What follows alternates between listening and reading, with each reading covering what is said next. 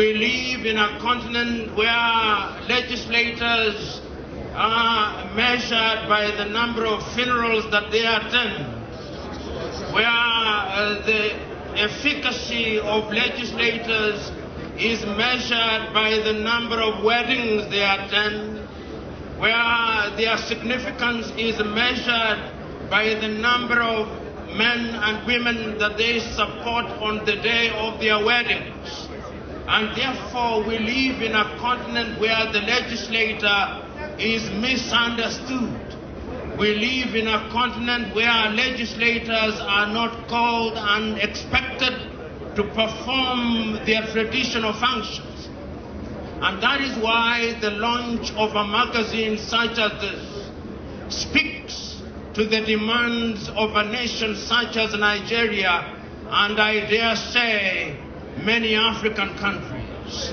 I cannot remember, but I know that there is an African saying that as long as lions do not have their historians, it is the exploit of the hunter rather than the bravery of the lion that will be talked about.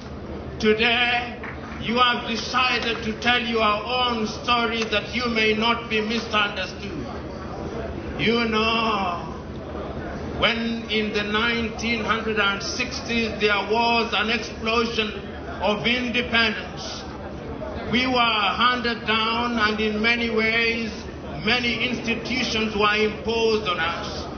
We were told that African countries, having regained their independence, had to embrace democracy. And we were told, borrowing once again from the definition of other civilizations, that democracy is a government of the people, for the people, and by the people. And we were told at the time of regaining our independence that we would have representative democracy. We were told then that you, honorable members of the House of Representatives, represented us. We were told then that you are our servants. And for a long time we believed that you are our servants. But over the years, things did change, and we started believing that you are no longer our servants, and that you had become our masters, and that therefore, even when you claim to represent us in many African countries, and you remind us that you are our servants, we do not believe you, because it is the newspapers that are left to say what you say, because it is the televisions and the newscasters that are told and are allowed in their jaundiced way to tell us what you represent. It gladdens my heart that in Nigeria, through the efforts of Honourable Bajabiamila, you have taken the decision to renew your contract with the people of Nigeria. You have decided to create, or if you may, to recreate the umbilical cord that will link you with the people of Nigeria. Because in Nigeria, as in many countries, people are asking, why is it that the things that we expected of our leaders have not been delivered? When you listen to Nigerians, both here and abroad, they are asking of their legislators, what are you doing? They are asking of their legislators, where are the promises that you made to us when we regained our independence? And the only way to answer them is through the medium of a publication such as this, so that the information that they receive is information that is not mediated. Nigerians, both here and abroad, are asking you legislators who are our representatives, what have you done over the years? They are asking, when we regained our independence, you promised that there would be no unemployment. And they are asking, what have you done about unemployment? What have you done about appropriate legislation in that area? You may have done something about it, but they do not know because you never told them. They are asking, what did you do about education? You promised that we would have free education. You may have said something about it in the many pieces of legislation that you have enacted, but they do not know. because the little that they hear is through the newspapers, whose memories are sometimes selective and jaundiced in order to paint a picture which is so not very rosy. They are asking, you promised that you would provide us with free health, and perhaps you may have enacted legislation, but they do not know, because what they hear are hospitals that are not functioning as they should. But this time round, through the magazine that will be launched shortly, you will be able in an unmediated way to tell them what it is that they have done. They are asking, what have you done about the extractive industry? And they cannot understand what it is that they have done. But I hope and pray that through this magazine, you will be able to speak to them directly. Nigerians, both home and abroad, are asking, in the year 2090, you had a Vision 2020, and you promised that Nigeria would be one of the 20 largest economies in the world and one of the most influential nations on earth. They are asking, what have you done through legislation to ensure that Vision 2020 is realized? They are possibly asking, is it another mirage? Through this publication, you will be able to tell them what it is that you have done. The Nigerians, both home and abroad, may be asking that last year, in the year 2019, you promised that you'd have a new currency. They are asking, that currency that you promised them in 2020, is it coming? And if it is coming, what is the legislation that you put together to ensure that that currency is alive and well? Perhaps you have done something about it, but Nigerians do not know. We are here and we know that Nigeria is a good citizen of the world. They know, Nigerians young and old, that Nigeria was present in Addis Ababa, Ethiopia, when we came up with Agenda 2063, and they are asking as big brother Nigeria what it is that you are doing in order to ensure that Agenda 2063 is realized. Perhaps you have done something about it in your legislation, but we do not know. But I hope that through this magazine, you'll be able to speak to Nigeria directly and in a manner that is unmediated. Nigerians, both home and abroad, are asking that there is the Africa Continental Free Trade Area with the secretariats in Ghana. They are asking, what is the piece of legislation that you have enacted to ensure that that is realized? Perhaps you have done something about it, but they do not know. But I hope that through this magazine, that ghost of ignorance, which has not allowed Nigeria to appreciate and to embrace their leaders, will now be exercised. I hope that that ghost will be consigned to Jehannam so that it will not rise again, so that going forward Nigerians will understand their leaders for who they are. I remember as a young man, I read a book that was written in 1955. That book was written by an African-American, Carter G. Woodson. That book was entitled Miseducation of the Negro. And in that book, Carter G. Woodson poses the question, who is a leader? He poses the question, is a leader one who has monopoly of wisdom and knowledge? Is a leader one who knows everything? But he answers that rhetorical question in this way. He says he or she is a leader, not necessarily because he knows more than the people he leads, but because he's brave enough to offer himself or herself. He is a leader not because the people whom he leads are walking on the ground and he or she is riding a horse. No, he is a leader because he is ready to go to the front. He is a leader because he or she is prepared to deny himself for the general good. How do I understand the Green Magazine? I understand the Green Magazine initiated by the Honourable Femi Bajabiamila as a document which is designed and dedicated to tell Nigerians that the time has come for your leaders to walk together with you, not because they are better than you, but because they have the honor and privilege of serving you.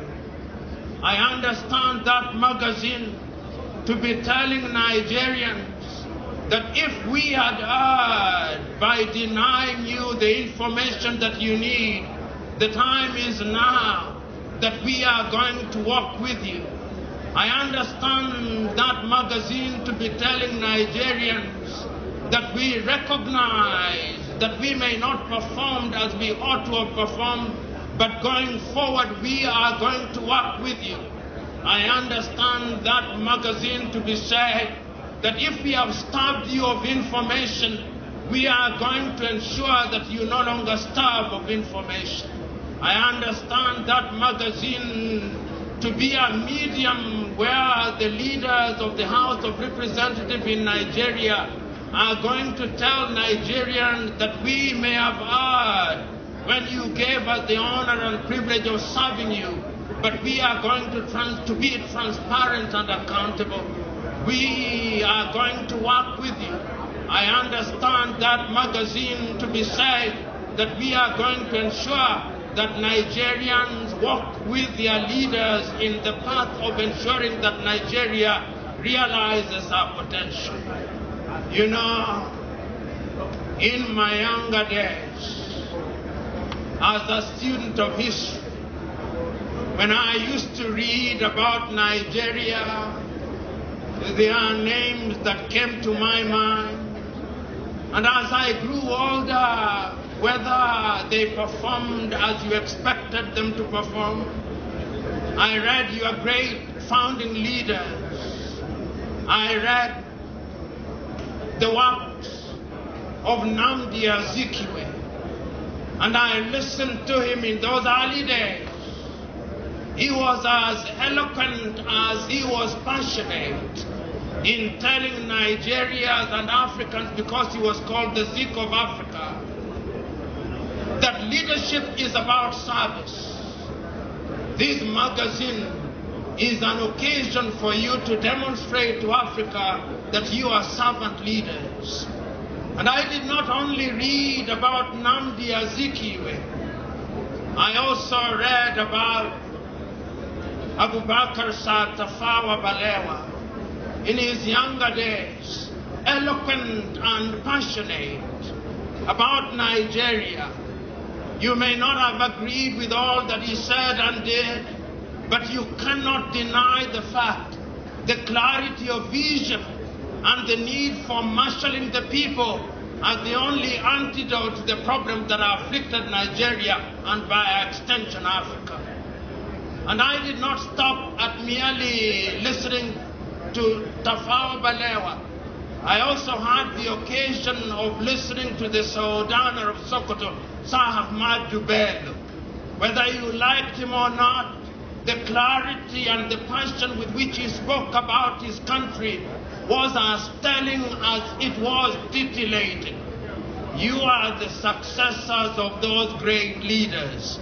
The question that you must ask yourself, and this is a personal question, now that you have been given the honor and privilege of serving Nigeria, now that Nigerians and Africans refer you to as honorable members, the question is, are you honorable members or horrible members? Because the question as to whether you are honorable is determined by the service that you render to the people. When we read the Green Chamber magazine, we want to see the works that you have done, and we want to see honorable members, not horrible members. Now that Nigerians have given you the opportunity to think for them, to imagine for them, when it is reported in the Green Chamber magazine and we talk of Nigeria as being a great country, the question is, and we will be asking you, are you midwives for the good things of Nigeria? Are you midwives that deliver bouncing baby boys and girls? Or you are midwives that kill the children in the cradle? Nigerians will be asking those painful questions which are necessary but uncomfortable. Nigerians will be asking, are you creating a country which will be the great country that it ought to be? These are the questions that Nigeria are asking for. But I am acutely aware, even as I speak to you, that there is no shortage of words that will be spoken. Today I only speak to your minds and hearts in the hope that what we say on the day of the occasion of the launch of the Green Chamber magazine will be the mother's milk that will drive you to do that which is good and that which is in the interest of the great nation of Nigeria. It was your great son, the late Chinua Achebe, who in 1983, writing his little book, The Trouble with Nigeria, said, and permit me to quote him, that the trouble with Nigeria is simply and squarely a problem of leadership. Today you are the leaders. I am asking you, as you said, if you are a governor, and permit me to congratulate the governor of Imo, and permit me to congratulate other governors who are here present, and permit me to congratulate the senators here present, and permit me to congratulate the Senate representatives here present, and the House of Representatives. Even as I am congratulating you, ask yourself, do you deserve to be congratulated? Because my congratulations are only useful if you are servants of Nigeria. I have no doubt in my mind, as I sit here and as I stand here, I'm looking at your faces. I'm not a mind reader, and I'm acutely aware that Shakespeare was right when he said that the face sometimes is the mask of the mind rather than the mirror of it. And I'm also acutely aware that he said that a man's state of mind is as much a fact as the state of his digestion. I therefore hold the view that the faces that I see here are faces whose desire is to see Nigeria great. The faces that I see here are faces that are determined to ensure that Nigeria occupies a pride of place amongst the Committee of Nations. Nigeria has been becoming great for too long. The time is now that Nigeria must be great, in fact. You will know that in the next few years, Nigeria will produce 1 in every 5 of Africans. When I travel to different parts of the world and you travel to different parts of the world, if you do not meet a Nigerian doctor who is at the best in the world, you meet a Nigerian astronaut who is at the best in the world, you meet a Nigerian banker who is at the best in the world, you meet a Nigerian who is as good as anybody in the world.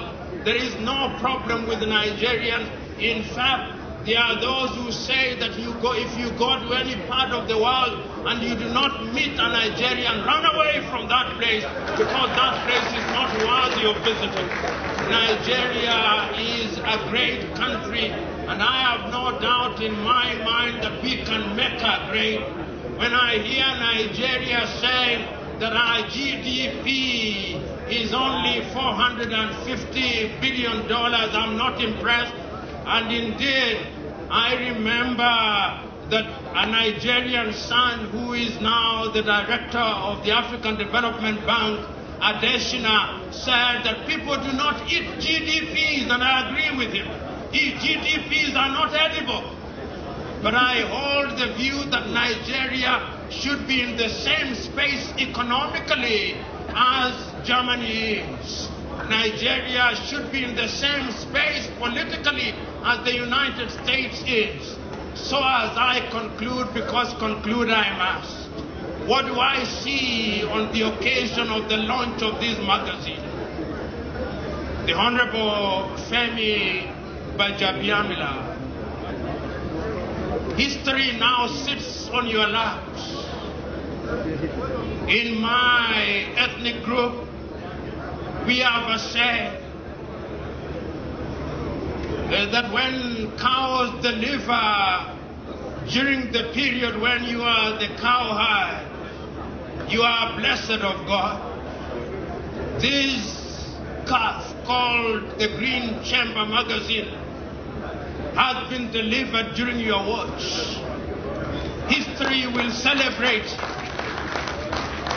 but history will also remember that you are not alone in this process of delivery. History will remember that there were others with you. History will remember that there was teamwork. History will remember also that Africa is also in the business of launching things, and after they have launched them, they are dead on arrival. I look forward to this magazine remaining alive for all times. I look forward to a Nigeria whose House of Representatives will be celebrated for the legislation that they enact, because I am now in a Nigeria which is one of the youngest nations in Africa and in the world.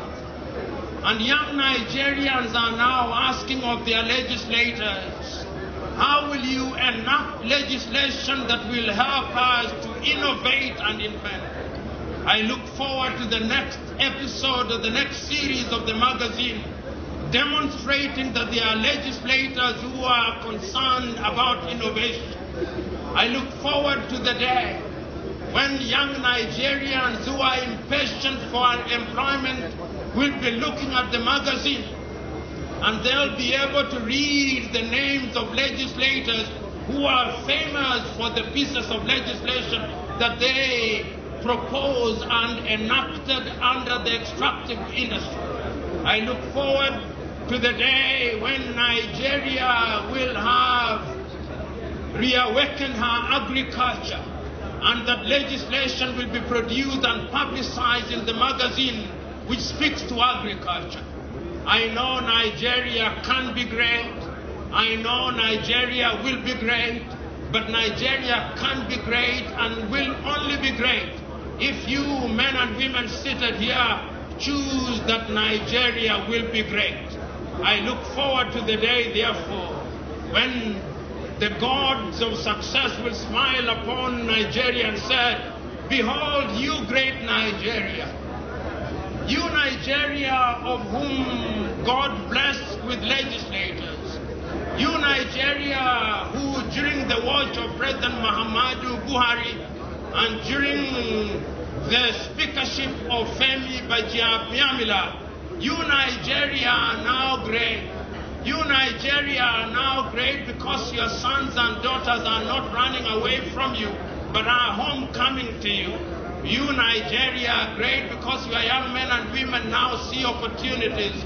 If they don't see them in Zaria, they see them in Imo. If they don't see them in Imo, they see them in Zamfara. If they don't see them in Zamfara, they see them in Anambra. I look forward to that Nigeria, and I know that Nigeria is possible.